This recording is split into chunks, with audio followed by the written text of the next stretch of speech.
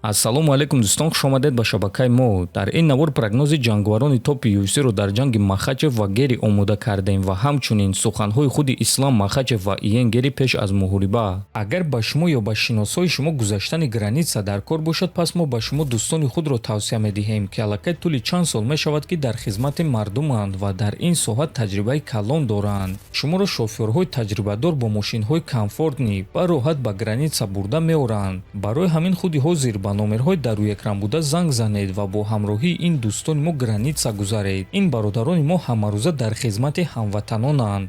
Биёед оғоз мекунем аз суханҳои Брендан Аллен.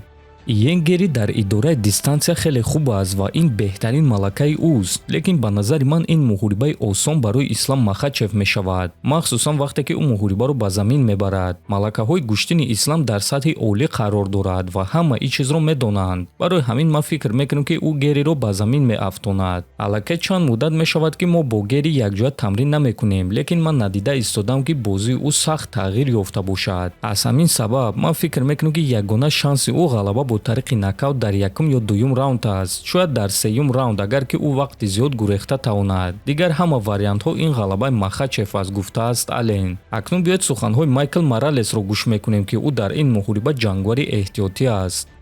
Иен Гери тамоман шанс надорад. Метавонед ба ман бовар накунед, лекин пеш аз турнири кохи сафед ман натиҷаи ҳар як муҳорибаро пешгӯӣ карда будам. Барои ҳамин дар ин муҳориба ма ба Гери тамоман шанс намедиҳам. Танҳо агар ки ӯ ягон зарбаи сахти ногаҳонӣ зада Исламро ман накунад, ман 100% ба ғалабаи Ислам боварӣ дорам. Ба ҳамин хотир не, боз як маротибаи дигар не. Гери Исламро шикаст дода наметавонад. Мо ҳамамон нақшаи ҷангии Махачевро медонем. Ӯ доимо як намуд меҷангад. Дар стойка корро оғоз мекунад, баъдан рақибро ба замин меафтонад. Дар замин ӯ идораи беҳтарин дорад. Фикр мекунам, ки муҳориба ё тамоми 5 раунд идома медиҳад, ё Ислам ӯро фавран шикаст медиҳад. Ма дар ин муҳориба ҷангвари эҳтиётиум ва ин чиз мавқеи маро ҳамчун довталаб боз ҳам қавитар мекунад ва муҳорибаи унвонӣ ин орзуи ман аст. Агар имконият барои ҷанг зидди Махачев пайдо шавад, ман бо шодии калон ин чизро қабул мекунам. Албатта маро сахт тарс фаро мегирад, чунки мо медонем, ки Ислам чӣ қадар ҷангвари сахт аст, лекин ман барои ҷанг зидди ӯ омодаам, гуфтааст Моралес. Акнун дӯстон, биёед суханҳои худи Ислам Махачев ва Иен Гериро гӯш мекунем ва оғоз мекунем аз суханҳои Иен.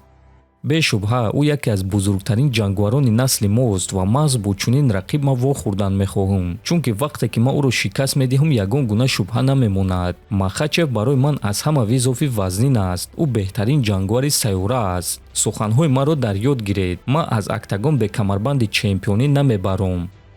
Ман беҳтарин ҷангвар дар ҷаҳонам, аммо бузургтарин дар ин намуди варзиш шудан мехоҳам. Ман бояд Иен Гериро шикаст диҳам, то ин ки рекорди Андерсон Силваро гузарам. Ва ин танҳо 17 ғалабаи пайдарҳам намешавад, балки чизи боз ҳам зиёдтар мешавад. Иен ҷангвари насли нав аст. ӯ гурусна аст ва чемпиони UFC шудан мехоҳад. Лекин ман дар ҳама мавқеъ бартарӣ дорам, чунки ман беҳтарин ҷангвари ҷаҳонам. Ман ин чизро дар Филаделфия нишон медиҳам. Ба ӯ фишор мекунам, ӯро идора мекунам ва хаста карда фавран шикаст медиҳам. Ман дар сатҳи тамоман дигарам ва ман ин чизро ба шумо нишон медиҳам. Дар турнири UFC 330 ман Иен Гериро дар давоми 3 раунд шикаст медиҳам, гуфтааст Махачев. Хотиррасон мекунам, ки муҳорибаи унвонӣ байни чемпион Ислам Махачев ва довталаб Иен Гери аллакай рӯзи 15 август дар турнири калони UFC 330 баргузор мегардад ва муҳорибаи асосии ин турнир хоҳад шуд. Дӯстон, ба фикри худи шумо ин муҳориба чӣ гуна ва ба фоидае ки ба анҷом расида метавонад? Фикрҳои худро нависед, ҳатман дар канали мо обуна шавед. То боздид, хонободу сарбаланд бошед.